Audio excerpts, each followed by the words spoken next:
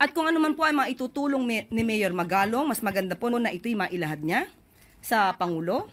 At hindi naman po siguro kinakailangan pang magkaroon ng isang magli-lead sa probe dahil nga may mekanismo na po at sistema na ibinigay ang ating Pangulo. Kung ano man po ang meron siya, kung ito po ay kompleto, maaari niya po ito maisumiti agad-agad sa ating Pangulo para yung sinasabi po nilang 67 congressmen at mukhang sila ay identified na ni Mayor Magalong. Hindi pa po ba mas magandang maibigay na niya ang report na ito sa ating Pangulo? At kung Ayan mga pre, identified na pala ni Mayor Magalong. Oh, bakit hindi pa niya ibigay yung report? Diba? Ano ba to? Confirmed na ba? Kasi pag sinabing identified, ibig sabihin, confirmed na. So, bakit hindi niya ito ibigay, no? Yung report. At ito yung hamon sa kanya. Hamon ito sa kanya ng Malacanang, diba? Ang tanong, itong hamon na to, kakasahan ba niya? Malacanang hinamon si Mayor Magalong na ibigay kay PBBM ang listahan ng mga politikong nakinabang sa flood control projects. Alam naman po natin, itong si Mayor Magalong, yung bunganga po nito, mabilis po, no? Palaging bumabanat po ito sa ibang mga politiko. Abay, teka lang, Mayor Magalong. Oo, siguro bago ka bumanat sa ibang politiko, tingnan mo muna yung sarili mo. Manalamin ka muna at tanungin mo yung sarili mo, teka, ako ba wala bang pagnanakaw na ginawa? Hindi ko sinasabing magnanakaw ka, pero mas magandang tanungin mo muna yung sarili mo. Teka, ako ba parang pagong pabagal-bagal kung kumilos? Kasi dapat kung anong bilis ng bunganga mo, dapat yung action mo, ganun din kabilis. Tama po ba? Kailangan ganun. Yan yung problema sa atin Mahilig tayong bumanat sa iba. Pero pagdating sa sarili, hindi makita kung ano yung pagkakamali. So tuloy po natin ito mga pre. Kung kinakailangan maidemanda o makasuhan ng may sapat na ebidensya, agad-agad natin po itong dapat gawin. At kailangan lang talaga, 'di ba? Kailangan lang managot na agad. Kasi kung concern po itong si Magalong mga pre, hindi na napapatagalin pa ito Isasubmit na niya yung report sa Malacanang, sa Pangulo para mabilis yung aksyon. Hindi yung pag may camera, sabihin lang, may alam na ako, alam ko na kung sino. Diba? Nakaka-umay kung ganun. Aksyon na agad kasi baka mamaya pag pinatagal-tagal nyo pa yan, baka mamaya makagawa ng paraan, makatakas or di kaya lalo pang magnakaw, diba? Confirmed na pala Nakita po nga din po natin at napanood ang kanyang mga interviews. Mas maganda rin po sana at nababanggit siya ang tungkol sa rock netting at sa Sky. Palagi po siyang present pag may mga interviews. Yun ang napapansin ko kay Mayor Magalong. Cat's Eye ay mas maganda rin po na... Pero ito sasabihin ko sa inyo. Hindi porket maingay siya sa media, maingay siya sa mata ng mga tao, sa pandinig ng mga tao, hindi ibig sabihin wala na siyang kapalpakang ginawa. Okay? Klaro po yan At hindi rin po ibig sabihin na patahimik-tahimik lang, ibig sabihin wala ka ng ginawang kapalpakan. Okay? Hindi po ganoon. Hindi po yun yung magiging basihan dito. Kaya nga kailangan magkaroon po ng mga investigasyon dito sa mga politiko na mga talagang abusado, mga tamad, mga magnanakaw. Diba? Hindi po siyang alam dito, maidemanda na agad. Dahil mukhang, sabi niya po ni Mr. Alvin, mukhang marami na po siyang nalalaman. So, mas maganda po. Marami nang nalalaman. Bakit hindi pa nag-report? Sa Malacanang, sa Pangulo. Baka naman natatakot. Baka may masagasaan siya. Or baka may mga tropa siya na sangkot doon.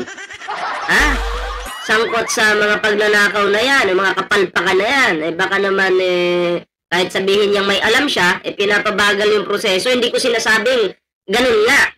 Ito ay aking opinion at kung paano nga kung ganun. Diba?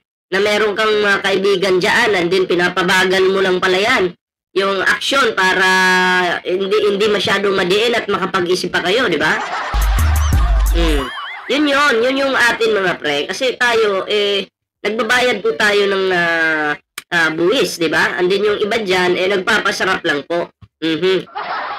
Hindi porket loud sa national stage, malinis na sa sariling bakuran. Di ba? Alam niyo naman si Mayor Magalong, maingay po yan. Oo, madaldal po. Ang tanong, si Mayor Magalong, malinis ba o hindi? Mayor Benjamin Magalong, who loves to preach anti-corruption in Manila, is facing not one but two graft complaints right in his own backyard, Baguio City. Magalong paints himself as a hero in the fight against corruption. But in reality, ang ginawa niya ay corruption din sa mata ng Baguio residents. Marami po yan, maraming ganong politiko na may kapalpakan siyang ginawa, may corruption siyang ginawa, and then para hindi siya masilip, babanat siya doon sa malalayong lugar para yung atensyon po ng mga Pilipino mapunta po doon sa kanyang binabanatan. At yung sarili niyang baho, para hindi po maungkat. Diba? Yung mga diskarte ng mga yan, ako po. Di porkit nagsalita na laban doon sa isa, malinis ka na. Eto. Overpriced deal. Overpriced land deal. Anomalous infrastructure project, 4.4 billion city funds just sleeping in time deposits. Oy. Ang pundo dapat gumagalaw yan at ginagamit doon sa dapat paggamitan. Bakit? Pati yung pundo naging tamad. Pati yung pondo natutulog lang. May binabalak pa ba dyan sa pondong yan? Ang tanong ko dito, para ba yan sa proyekto o para sa bulsa? Mayor Magalong, ako'y nagtatanong lang bilang isang ordinaryong Pilipino. Ano yan? Pinapatulog lang ba yung bilyon-bilyon na yan or para ba talaga yan sa taong bayan? Sa mga proyekto? Ang pera dapat ibalik sa mga tao, sa proyekto. Doon ihampas yung pera. Hindi yung pinapatulog-tulog. Naku po, pati budget. Naging tamad na rin.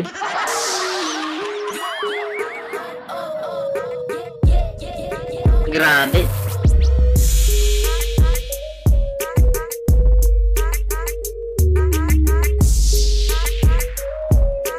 May nakalagay pa dito, human trafficking and illegal gambling on the rise. Alam nyo, itong si Mayor Magalong, believe na sana ako dyan. Believe na po sana ako dyan. Kung siya po ay wala ding issue. So, ang daming issue Dito pa lang sa 4.4 billion na to, malaking issue na po ito. Naging tamad yung budget. Kayo po ba maniniwala pa dito kay Mayor Magalong? May hamon na nga yung Malacanang sa kanya pangalanan mo na kung sino-sino yung mga yon. Ang hilig mo kasing magturo. Diba? Bilib po ako sa mga mayor dyan. Ito, marami po akong mayor na hinahangaan dyan. Yung nagpo-focus lang po sa lugar niya. Nagtatrabaho lang, pinapaunlad yung lugar niya. Bilib po ako dyan sa mga ganyang klaseng mayor. Then magugulat ka na lang, after 5 years, maunlad na yung lugar. After 3 years, maunlad na yung lugar. Maganda na yung lugar. Yan po yung isa sa pinaka-the best ng mga mayor. Tingnan nyo yung Iloilo mga pre. Noon, wala lang yan. Pero ngayon, napaka-unlad na. Diba? Maliit lang po. Yung dyan sa may MCT Iloilo, ikutin mo yan. Napakaganda ng lugar dyan. Bilib ako sa mga mayor na hindi nagtuturo. Kasi once ang mayor nagturo, hindi mo naman trabaho siguro magturo, di ba? Ibig sabihin, may opinion lang. Ibig sabihin, ay may tinatago ka. Ibig sabihin, ang baho mo, kailangan mong hindi makalabas yun. So, maghahanap ka ng maituturo para doon mapunta yung atensyon ng administrasyon, ng taong bayan. Tama ba? Hindi na si Mayor Magalong, sumama pa kay PBBM. May paturo-turo pa siya ng ganon. Oh. Ano kayong tinuturo? Yung mga bundok-bundok na yan na gumuguho. Oh, pero yung hamon sana, no, ng Malacanang, pakinggan mo naman. Oh, Magalong. Diba? Oo, makinig ka. At saka, manalamin ka muna. Ako ba'y walang ginawang kapalpakan? Simula na upo ako sa nandito, nagtrabaho sa sa posisyon na to. Manalamin ba? Matutong manalamin para mahiya ka naman, 'di ba? At tanungin mo yung iyong sarili, 'di ba? So anyway, yun lang naman yung ating reaction ngayon mga pre. Maraming salamat po sa sumama sa ating reaction ngayon. Syempre, bago po tayo magtapos sa ating reaction ngayon, kung bago pa lang dito sa ating YouTube channel, huwag kalimutan mag-like, share, and subscribe para naman po maging updated kayo sa lahat ng mga uploads natin. At maraming salamat po sa iyo lahat. Kaya kita-kits po tayo sa susunod na video. May Facebook, TikTok po tayo. Bye-bye po muna, pansamantala.